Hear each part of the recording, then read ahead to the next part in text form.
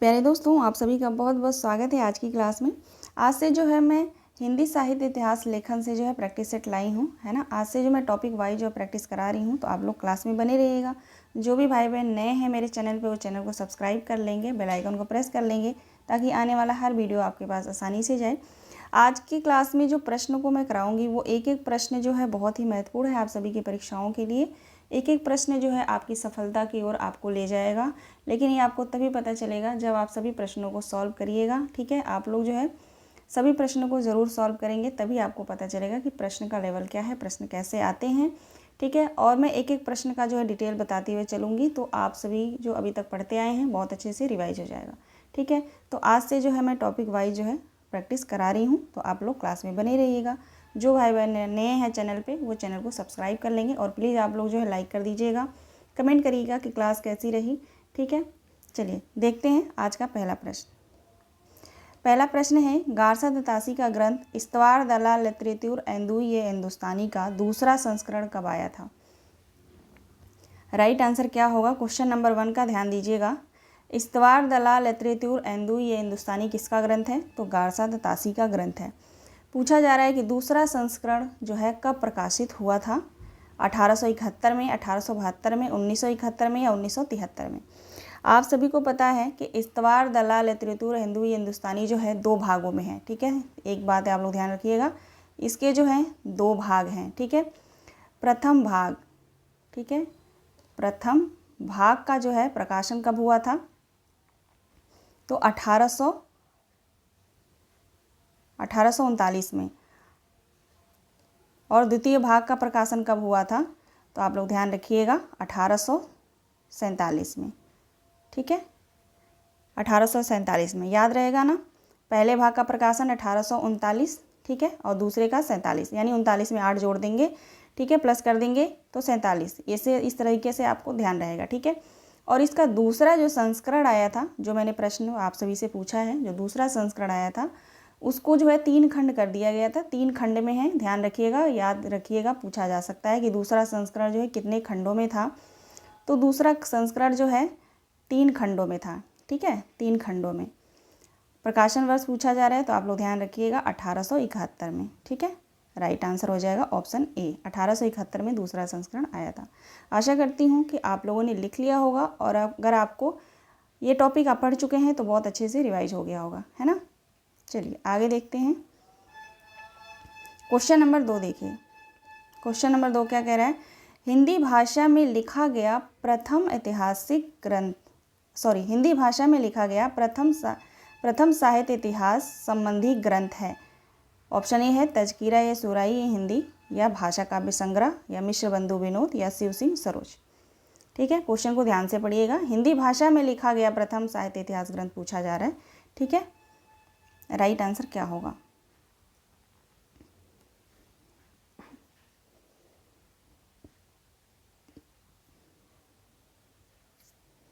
Question number 2 का right answer क्या होगा?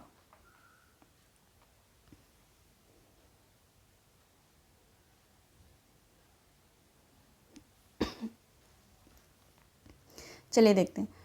क्वेश्चन नंबर 2 का जो है राइट आंसर हो जाएगा भाषा काव्य संग्रह। ठीक है, किसका ग्रंथ है भाषा काव्य संग्रह? तो आप लोग ध्यान रखिएगा महेश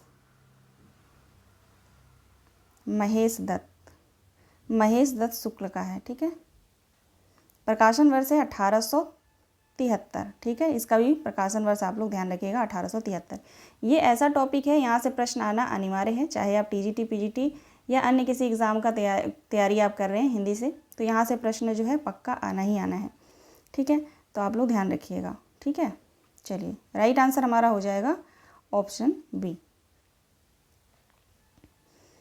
तीसरा प्रश्न देखेंगे। तीसरा प्रश्न है, कवि का काम यदि दुनिया में ईश्वर के कामों को न्यायोचित ठहराना है, तो साहित्य के साहित्यकार का काम है कि कवि के कामों को साहित्य इतिहास के विकास की प्रक्रिया में न्यायोचित दिखा सकना।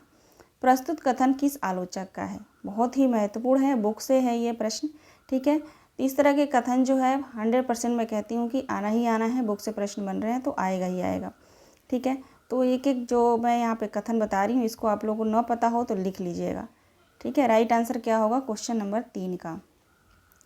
यह जो कथन है वो राम स्वरूप चतुर्वेदी का है। ठीक है, राम स्वरूप चतुर्वेदी का कथन है। राइट आंसर ऑप्शन ए हो जाएगा।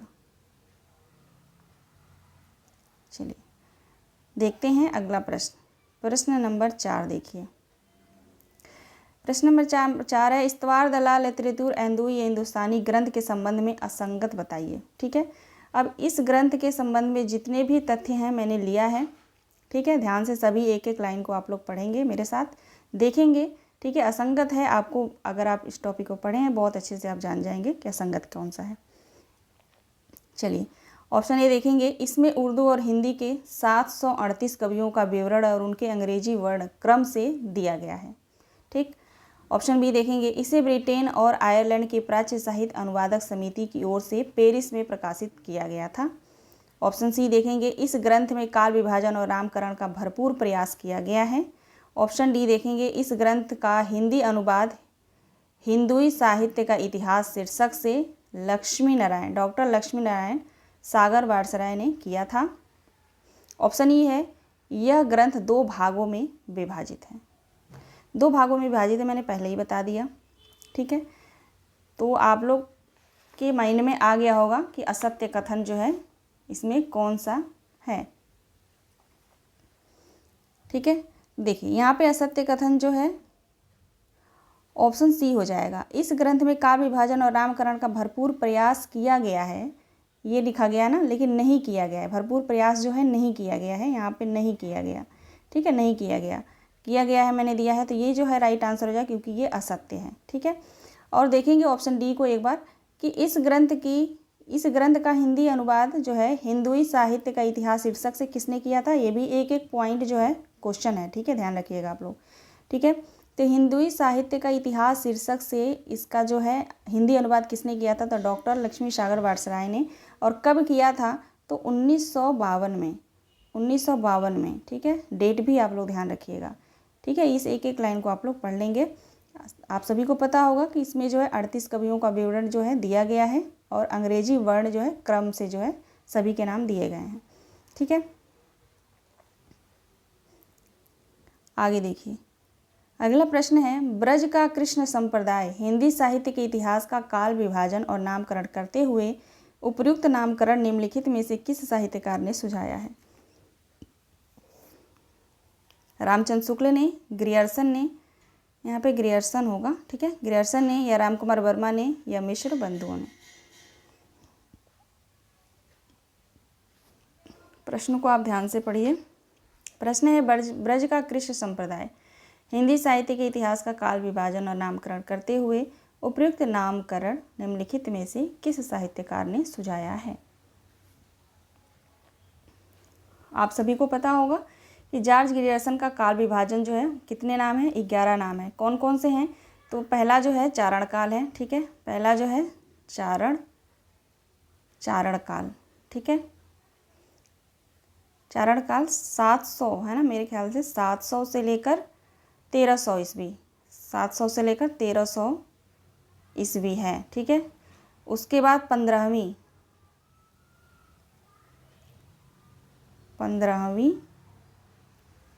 शती। ठीक है, 15वीं शती का धार्मिक, 15वीं शती का धार्मिक पुनर्जागरण। ठीक है, समझिएगा आप लोग, पुनर्जागरण। और तीसरा जो है मलिक मोहम्मद जायसी का प्रेम काव्य, मलिक मोहम्मद जायसी का प्रेम काव्य। ठीक है, उसके बाद चौथे पे जाएंगे तो चौथा है ब्रज का कृष्ण काव्य, ब्रज का कृष्ण काव्य। ठीक है, पांचवा है मुगल दरबार,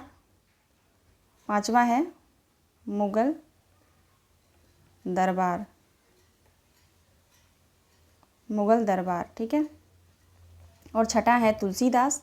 ठीक है, बोल देती हूँ, आप लोग सुन लीजिए एक बार, रिवाइज हो जाएगा। छठा है तुलसीदास, सातवां है रीति काव्य। रीति काव्य का समय जो है 1580 से लेकर 1652 ईस्वी है। आठवां है तुलसीदास के अन्य प्रवृत्ति। ठीक है, इसका समय 1600 से 1700 ईस्वी है। उसके बाद नौवां है 18वीं शताब्दी, जिसका समय 1700 से 1800 ईस्वी। उसके बाद जो 10वां है वो है कंपनी के शासन में हिंदुस्तान, ठीक है, जिसका समय 1800 से 1857, ठीक है। उसके बाद 11वां है विक्टोरिया के शासन में हिंदुस्तान, जिसका समय है 1857 से 1887, ठीक है। ये 11 जो है नामकरण और काल विभाजन जॉर्ज ग्रियर्सन ने किया है। तो इन्हीं में से मैंने एक का पूछा है यहाँ पे, ठीक है, ब्रज का कृष्ण संप्रदाय, ठीक है। तो राइट आंसर हो जाएगा ऑप्शन बी ग्रियर्सन, ठीक है। इन 11 नामों में से जो है कोई भी नाम देके इस तरीके से क्वेश्चन पूछा जा सकता है, ठीक है। अब इस बार मैंने पूछ लिया ब्रज का कृष्ण संप्रदाय, अगली बार आ सकता है कि कृष्ण ब्रज का मुगल दरबार, ठीक है, मुगल दरबार संप्रदाय हिंदी साहित्य के इतिहास का काल विभाजन नामकरण करते हुए उपयुक्त नामकरण निम्नलिखित में से किस साहित्यकार ने किया, ठीक है। तो ऐसे क्वेश्चन आ सकते हैं, तो नाम आप लोग ध्यान रखिएगा। चलिए आगे देखेंगे। अगला प्रश्न है, निम्नलिखित में से किसके मतानुसार इतिहास की व्याख्या द्वंद्वात्मक पद्धति के आधार पर होनी चाहिए। राइट आंसर क्या होगा क्वेश्चन नंबर 6 का। आप सभी को बताना है कि निम्नलिखित में से किसके मतानुसार इतिहास की व्याख्या जो है द्वंद्वात्मक पद्धति के आधार पर होनी चाहिए।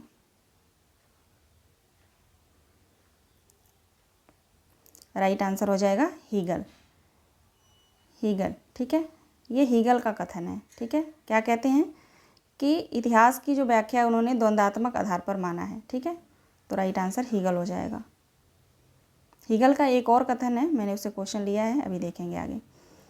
आचार्य रामचंद्र शुक्ल ने किस साहित्य इतिहास ग्रंथ को बड़ा कवि वृत्त से, ठीक है, बड़ा कवि वृत्त कहा है। शिव सिंह सरोज को, the modern vernacular literature of northern Hindustan को, या मिश्र बंधु विनोद को, या हिंदी गोविंद रत्नमाला को। आप सभी को बताना है कि आचार्य रामचंद्र शुक्ल ने किस साहित्य इतिहास ग्रंथ को बड़ा, ठीक है, यहाँ से होगा, बड़ा कवि वृत्त संग्रह बताया है। क्वेश्चन नंबर 7 का राइट आंसर क्या होगा।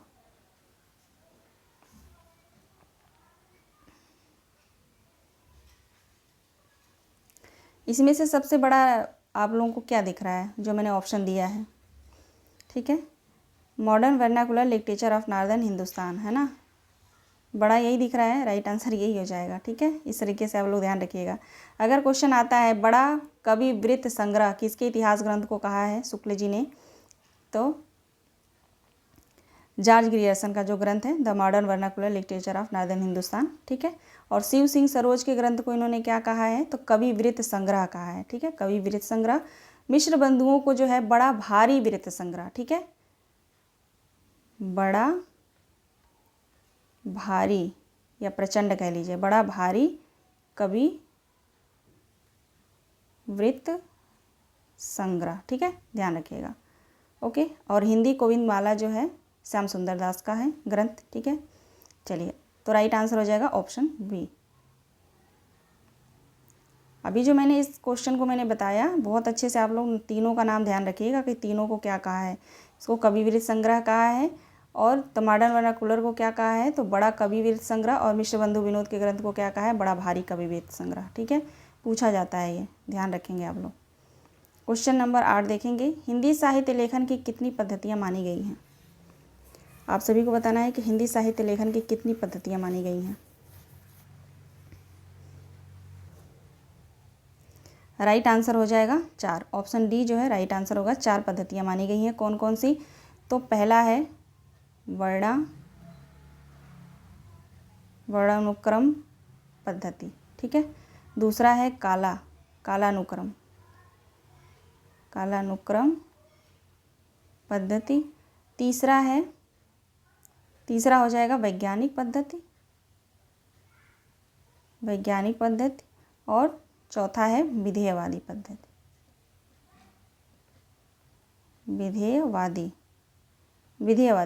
ये चारों नाम है, आप ध्यान रखिएगा। वर्णानुक्रम पद्धति, कालानुक्रम पद्धति, वैज्ञानिक पद्धति, और चौथा है विधेयवादी पद्धति। यहाँ से प्रश्न जो है 100%, मैं बता रही हूँ 100% आना ही आना है, आता है, ठीक है। किसी न किसी पद्धति से जो है प्रश्न उठा के देता ही देता है, ठीक है। तो आप इसको ध्यान रखिएगा, चारों पद्धति को। आगे देखेंगे क्वेश्चन नंबर 9। क्वेश्चन नंबर 9 क्या कह रहा है देखेंगे।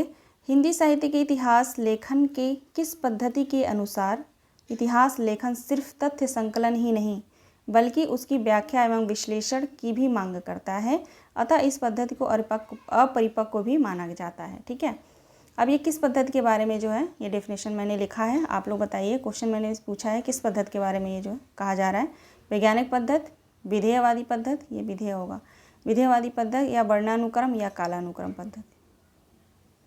हिंदी साहित्य के इतिहास लेखन में, ठीक है ध्यान रखिएगा, हिंदी साहित्य के इतिहास लेखन में किस पद्धति के अनुसार, यहाँ से देखेंगे किस पद्धति के अनुसार इतिहास लेखन में इतिहास लेखन सिर्फ तथ्य संकलन की नहीं बल्कि उनकी व्याख्या के विश्लेषण की भी मांग करता है। यहीं तक ले लीजिए। ठीक है, इस पद्धति को जो है अपरिपक्व भी माना गया है। ठीक है, क्वेश्चन यहाँ से भी आता है कि किस पद्धति को जो है अपरिपक्व माना जाता है, ऐसे क्वेश्चन आता है, तो मैंने दोनों को ले लिया है यहाँ पे। तो ये जो बात हो रही है वो वैज्ञानिक पद्धति के बारे में बात हो रही है। ठीक है, राइट आंसर ऑप्शन ए हो जाएगा, वैज्ञानिक पद्धति। क्वेश्चन नंबर 10 देखिए। क्वेश्चन नंबर 10 है, मेरा उद्देश्य अपने साहित्य के इतिहास का एक पक्का और व्यवस्थित ढांचा खड़ा करना था, न कि कवि कीर्तन करना। उपयुक्त कथन किस आलोचक का है? एक बात तो तय है, आचार्य रामचंद्र शुक्ल की बुक जिसने भी पढ़ी होगी मन से, सच्चे मन से, ठीक है, एक एक पेज को अच्छे से समझते हुए, एक एक लाइन को समझते हुए, वो आचार्य रामचंद्र शुक्ल का कोई भी कथन आ जाए, कहीं से किसी भी पेज से आ जाए, किसी भी प्रकरण से आ जाए, उसको आप अच्छे से पहचान लेंगे। ठीक है, और उस बुक को पढ़ना जो है बहुत बहुत महत्वपूर्ण है। अगर आप हिंदी के टीचर बनने जा रहे हैं, हिंदी से तैयारी कर रहे हैं किसी भी एग्ज़ाम्स की, तो वो बुक जो है पूरे हिंदी साहित्य का नींव है, तो उस पुस्तक को आप लोग ज़रूर पढ़िएगा। ठीक है, नई पुस्तक है तो बहुत सारे चैनल पे मैंने भी पढ़ाया हुआ है, अदर टीचर्स ने भी पढ़ाए हैं। ठीक है, लाइन बाय लाइन आप लोग पढ़ लीजिएगा ज़रूर। समझ में आ ही गया होगा आप लोगों को। राइट आंसर हो जाएगा आचार्य रामचंद्र शुक्ल। ठीक है, रामचंद्र शुक्ल जो है राइट आंसर होगा। चलिए आगे बढ़ते हैं। क्वेश्चन नंबर 11 देखेंगे। क्वेश्चन नंबर 11 है, हिंदी साहित्य इतिहास संबंधी ग्रंथ और ग्रंथकारों में असंगत बताइए। ठीक है, असंगत कौन सा है देखेंगे। ऑप्शन ए है हिंदी साहित्य संपादित, ठीक है, संपादित पुस्तक है ये डॉक्टर धीरेन्द्र वर्मा का। ठीक है, ऑप्शन बी देखेंगे सुकवि सरोज गौरी शंकर द्विवेदी का है। ये a sketch of Hindi literature Edwin Greaves का है, या a history of Hindi literature FEK का है। ऑप्शन ई है पुरातत्व निबंधावली गौरी शंकर सत्येंद्र का है। तो आप सभी बताएंगे इसमें से जो है राइट आंसर क्या होगा, कौन सा असंगत है। मोस्ट इम्पोर्टेंट है। ठीक है, मोस्ट इम्पोर्टेंट, क्योंकि जो बार बार पूछा गया है देखो, वो तो शायद 1% हम मान सकते हैं कि दोबारा पूछा जाएगा। ठीक है, लेकिन अब जो ज़्यादातर जो ग्रंथ नहीं पूछे गए हैं वहाँ से प्रश्न आने की संभावना है, तो हम उनको क्यों छोड़ें, हम उनको भी पढ़ेंगे। ठीक है, तो मैंने उसी ग्रंथ को लिया है जो बहुत कम पूछे गए हैं। हाँ, A, C और D मान सकते हो आप लोग, ये पूछा गया है। ठीक है, sketch of Hindi literature, sketch of history, इन दोनों को मैंने इसलिए लिया है कि अभी मैं बताती हूँ कि मैंने क्यों लिया है इनको, क्योंकि बहुत कन्फ्यूजन होता है ये ग्रंथ अगर आ गया तो, है ना। तो आप किस तरीके से याद रखेंगे ये मैं भी बताती हूँ। चलिए देखते हैं। देखिए ऑप्शन ए जो है ये गलत होगा। हिंदी साहित्य जो संपादित पुस्तक है वो जो है सुमन राजे का नहीं है। नहीं, एक मिनट रुक जाइए, बिल्कुल सही है, ये जो है बिल्कुल सही है, धीरेन्द्र वर्मा का ही है। राइट आंसर यहाँ पे हो जाएगा ऑप्शन ई, पुरातत्व निबंधावली गौरी शंकर सत्येंद्र का जो है ये नहीं है, ये है राहुल सांकृत्यायन का। ठीक है, राहुल सांकृत्यायन का है। ठीक है, ध्यान रखिएगा। इनके ग्रंथ का क्या नाम है, पुरातत्व निबंधावली। ठीक है, तो राइट आंसर ई हो जाएगा। अब यहाँ पे देखिए सी ऑप्शन है, a sketch of Hindi literature, इसको कैसे याद रखेंगे, अ स्केच से कौन लिखता है, तो एडविन ग्रीव्स लिखते हैं। ठीक है, स्केच से लिखकर ऐड करते हैं तो एडविन ग्रीव्स ऐसे याद रहेगा। ठीक है, और अ हिस्ट्री, ठीक है, हिस्ट्री ऑफ हिंदी लिटरेचर, तो हिस्ट्री में ई आ रहा है, ई साउंड आ रहा है ना, हिस्ट्री। ठीक है, ई साउंड आ रहा है, तो FEK, ई से ई को मिला लीजिएगा तो कभी नहीं भूलेगा। इन दोनों में से किसी एक को याद रखेंगे तो कभी नहीं भूलेगा, क्योंकि ये कन्फ्यूजन क्रिएट करता है। जब पेपर में एक साथ अगर दोनों आ गया तो कन्फ्यूजन 100% होगा। तो इसको ट्रिक के माध्यम से आप लोग याद रखिएगा, ठीक है। राइट आंसर हो जाएगा ऑप्शन ई, पूरा तंत्र निबंधावली जो है राहु संस्कृत्यायन का है, नागी गौरी शंकर सत्येंद्र का। चलिए आगे देखते हैं क्वेश्चन नंबर 12। असंगत युग्म को अलग कीजिए। इधर जो है ग्रंथ दिए गए हैं, ग्रंथकार दिए गए हैं, ठीक है। चलिए देखते हैं ऑप्शन ए, हिंदी साहित्य का मौखिक इतिहास सुमन राजे। हिंदी साहित्य का परिचयात्मक इतिहास भगीरथ मिश्र। हिंदी साहित्य का इतिहास राम किशोर शर्मा। हिंदी साहित्य का समीक्षात्मक इतिहास प्रोफेसर वासुदेव सिंह। अब बताइए राइट आंसर क्या होगा।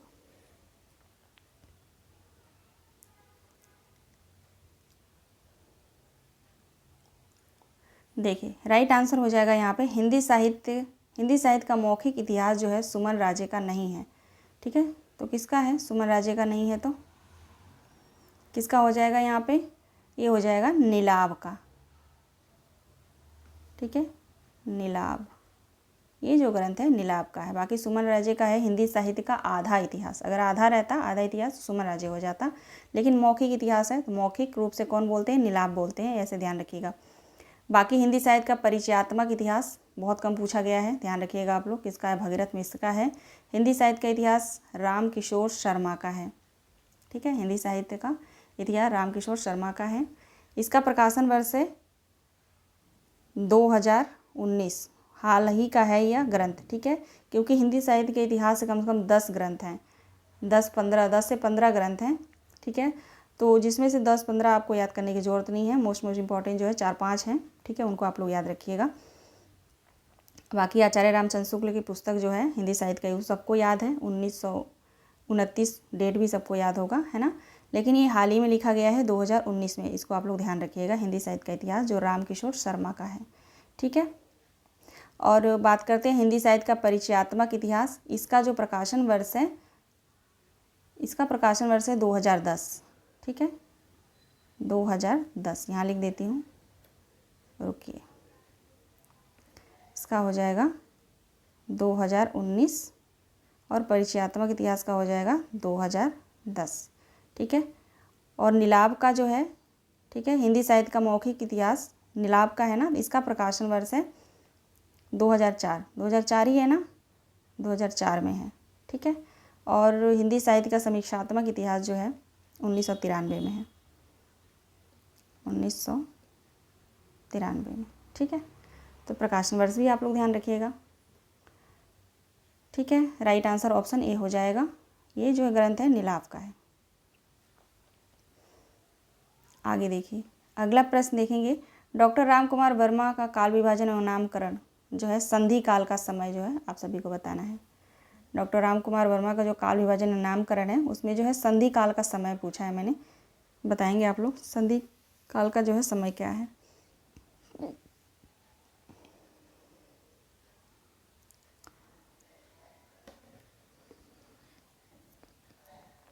राइट आंसर क्या होगा?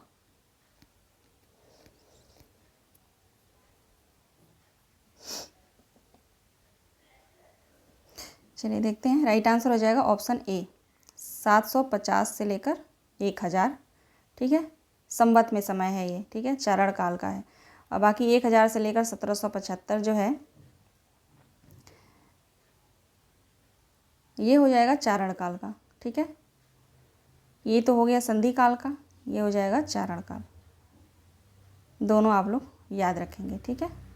चलिए, और ऑप्शन सी देखेंगे, 1650 से लेकर 1857, ये जो है रीतिकाल, बच्चन सिंह का जो काल विभाजन है रीतिकाल का, उसका समय है, ठीक है, ध्यान रखिएगा। रीतिकाल बच्चन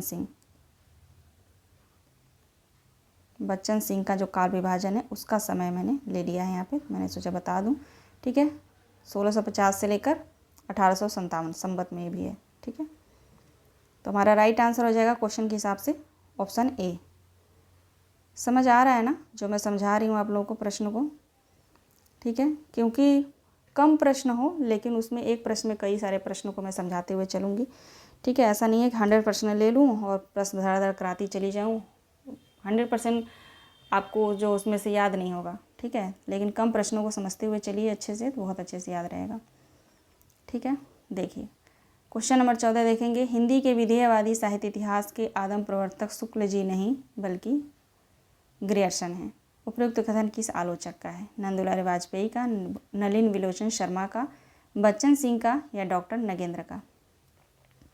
कौन कहता है कि हिंदी के विधेयवादी साहित्य इतिहास के आदम प्रवर्तक शुक्ल जी नहीं हैं, उपयुक्त यानी प्रयुक्त ग्रियर्सन है? ये कौन कहता है?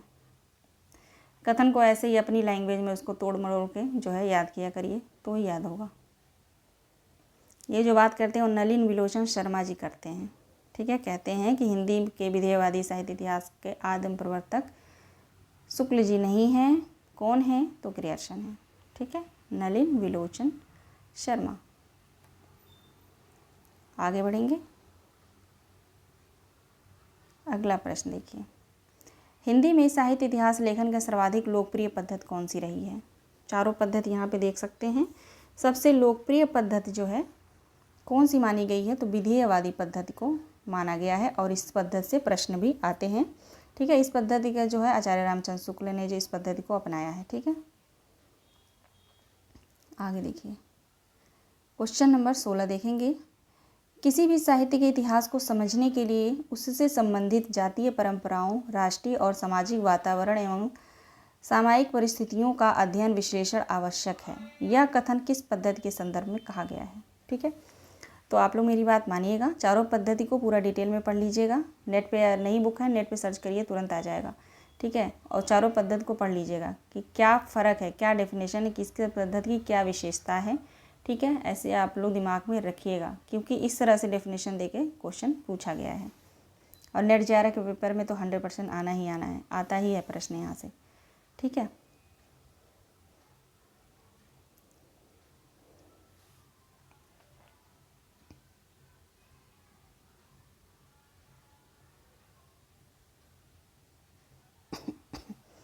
वो ध्यान दीजिएगा, यह जो कथन है वो विधेयवादी पद्धति के बारे में कहा जा रहा है, ठीक है। राइट आंसर ऑप्शन ए हो जाएगा। चलेंगे आगे, देखेंगे अगला प्रश्न, क्वेश्चन नंबर 17। राकेश अग्रवाल नाम का एक विद्वान ने अपने साहित्य इतिहास ग्रंथ में इन रचनाकारों को क्रम में रखा है। किन रचनाकारों को देखेंगे? कबीर, केशव, बंग महिला, मन्नू भंडारी। साहित्य इतिहास लेखन की पद्धतियाँ निम्नलिखित हैं, इनमें से कौन सी पद्धति में जो है इनाम लिया गया है?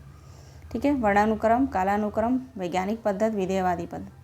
राकेश अग्रवाल द्वारा दिए गए क्रम में प्रयुक्त पद्धतियों के संदर्भ में सही उत्तर का चयन कीजिए।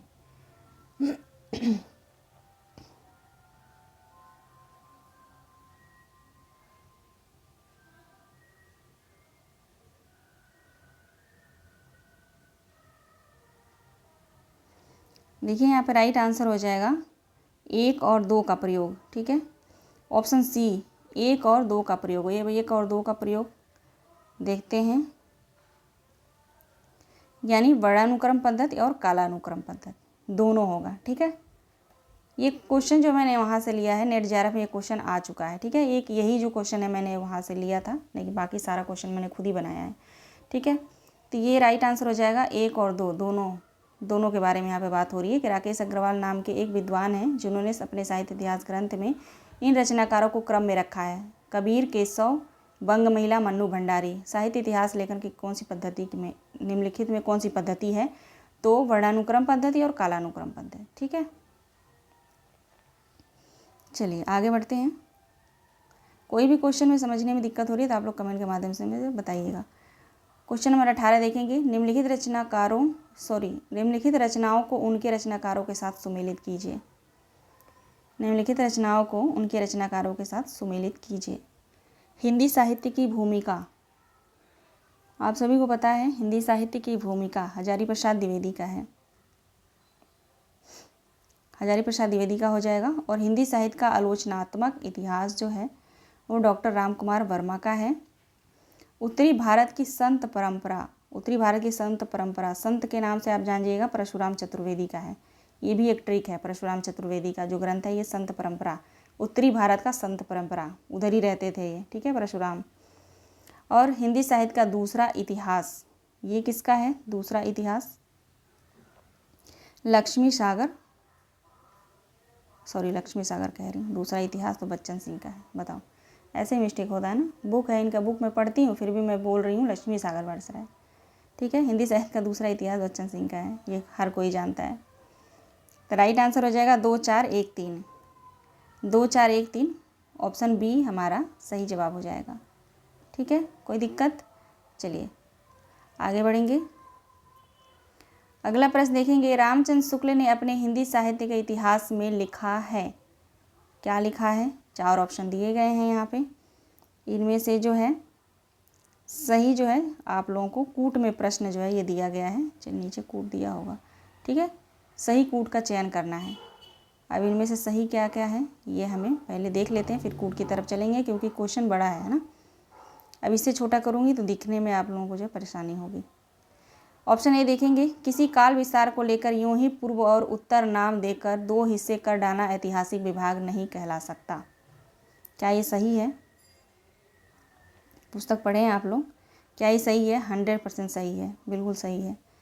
दूसरा ऑप्शन देखेंगे, इतिहास की पुस्तक में किसी कवि की पूरी क्या अधूरी आलोचना भी नहीं हो सकती। ये भी कथन जो है मोस्ट इम्पॉर्टेंट है, शुक्ल जी की पुस्तक में मिल जाएगा आपको। ठीक है, बिल्कुल 100% सही है। उसके बाद देखते हैं तीसरा ऑप्शन, रीतिकाल के कवियों को परिचयात्मक विवरण मैंने प्रायः शिव सिंह सरोज से ही लिए हैं। नहीं, ये गलत है, प्रायः शिव सिंह सरोज से कहाँ लिए हैं। ठीक है, चौथा ऑप्शन देखेंगे, वर्तमान लेखकों के कवियों के संबंध में कुछ लिखना अपने सिर एक बला मोल लेना ही जान पड़ता है। हाँ, तो ये भी सही है, तो राइट आंसर हो जाएगा 1 2 4। ठीक है, 1 2 और 4 बिल्कुल राइट आंसर हो जाएगा। अभी जो है यहाँ पे परिचयात्मक विवरण कह रहे हैं मैंने शिव सिंह सरोज से ही लिया है, तो ये ज़रा आप लोग बताइएगा किससे लिए हैं? शिव सिंह सरोज से तो नहीं लिए हैं, ज़रा कमेंट के माध्यम से आप बताइए किससे लिए हैं, आप लोग बताइए। तो राइट आंसर हमारा क्वेश्चन के हिसाब से हो जाएगा ऑप्शन बी। ठीक है, चलिए क्वेश्चन नंबर 20 देखिए। क्वेश्चन नंबर 20 है, आचार्य रामचंद्र शुक्ल ने अपने इतिहास ग्रंथ की सामग्री के सहयोग के लिए निम्न ग्रंथों का नाम दिया है। आप सभी को बताना है, इसमें से कूट का जो है चयन करना है, सही कूट का चयन करना है कि आचार्य रामचंद्र शुक्ल ने अपने इतिहास ग्रंथ की सामग्री, ठीक है, इतिहास ग्रंथ की जो उनकी सामग्री जो उन्होंने लिखा उसके लिए जो है इनमें से किन किन ग्रंथों से जो है सहयोग लिए हैं, ये प्रश्न है। ठीक है, ये पूरा वो पुस्तक का नाम वहाँ पे दे रखे हैं, पूरा बाकायदे वहाँ पे लिख के बताए हैं कि मैंने इन पुस्तकों से जो है मैंने सहायता ली।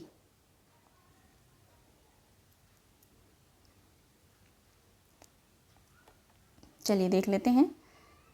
एक तो हो जाएगा मिश्र बंधु विनोद, ये तो 100% रहेगा ही। फिर हिंदी गोविंद रत्नमाला जो श्याम सुंदर दास का है, और उसके बाद चौथा हो जाएगा कविता कौमुदी, ठीक है, रामनरेश त्रिपाठी का। उसके बाद छठा हो जाएगा ब्रज माधुरी सार। ठीक है, ये जो है 4 जो है बिल्कुल सही है, मिश्र बंधु विनोद, हिंदी गोविंद रत्नमाला, कविता कौमुदी और ब्रज माधुरी सार। चारों पुस्तकों का नाम आप लोग ध्यान रखिएगा, तो राइट आंसर हो जाएगा 1 3 4 6, 1 3 4 6, ऑप्शन सी। ठीक है, ऑप्शन सी सही जवाब होगा। ठीक है, ध्यान रखिएगा आप लोग, हिंदी काव्यधारा नहीं है, शिव सिंह सरोज भी नहीं है।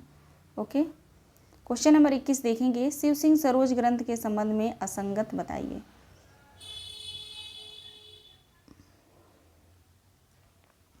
यहाँ पे असत्य बता दीजिए, असत्य हटा दीजिए, सब संबंध में सत्य, ठीक है, सत्य रहेगा, सत्य बताइए।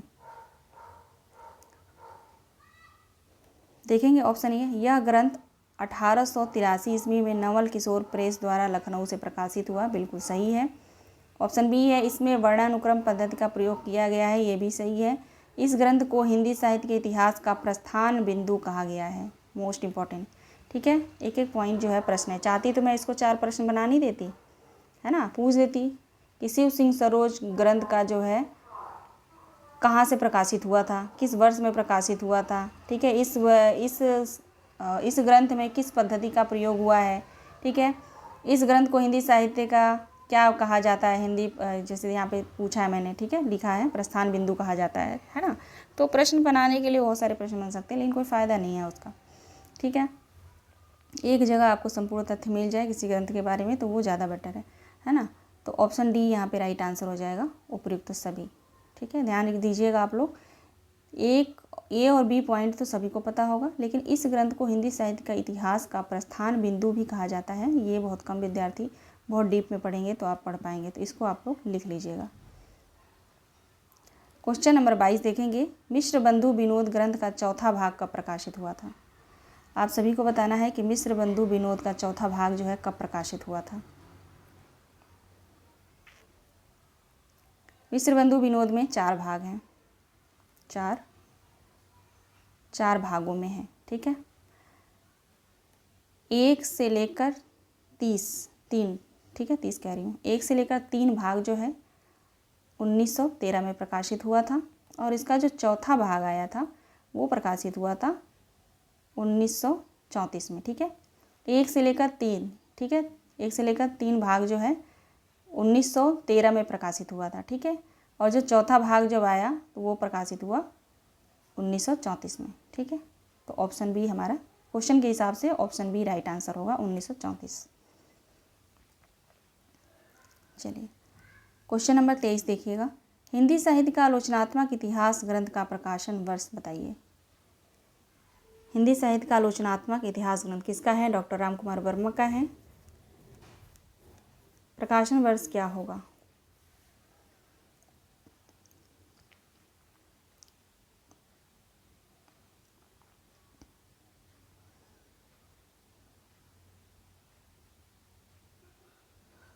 राइट आंसर क्या होगा,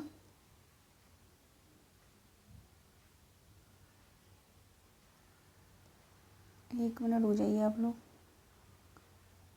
ठीक है,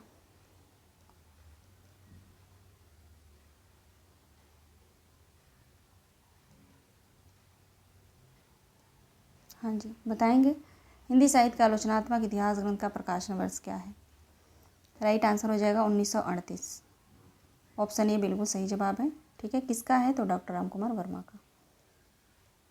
क्वेश्चन नंबर 24 देखिए, किस ग्रंथ का प्रकाशन एशियाटिक सोसाइटी ऑफ बंगाल की पत्रिका के विशेषांक के रूप में हुआ था।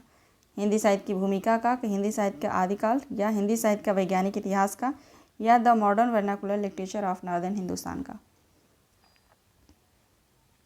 ये दोनों ग्रंथ जो है हजारी प्रसाद द्विवेदी का है।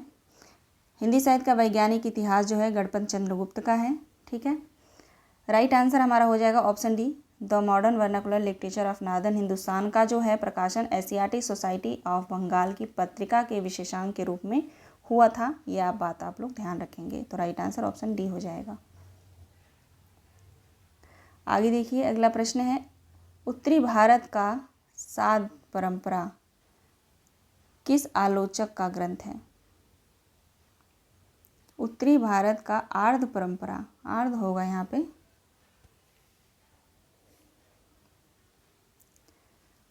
ना आर्ध होगा ना सार्ध होगा, संत परंपरा होगा। उत्तरी भारत का संत, ठीक है, उत्तरी भारत का संत परंपरा। अब संत से आप लोग नाम ध्यान रखिएगा कि परशुराम चतुर्वेदी राइट आंसर हो जाएगा। उत्तरी भारत का संत परंपरा किस आलोचक का ग्रंथ है, अगर क्वेश्चन आता है तो आप लोग ध्यान रखिएगा परशुराम चतुर्वेदी। राम स्वरूप चतुर्वेदी भी ऑप्शन में रहेगा, कंफ्यूज नहीं होना है। ठीक है, परशुराम को आप लोग ध्यान रखिएगा। ओके जी, चलिए टोटल जो है क्वेश्चन 25 थे। ठीक है, 25 क्वेश्चन को लिया है मैंने, सभी सब एक्सप्लेन करते हुए आई हूँ। तो आशा करती हूँ कि सभी प्रश्न आपको अच्छे लगे होंगे।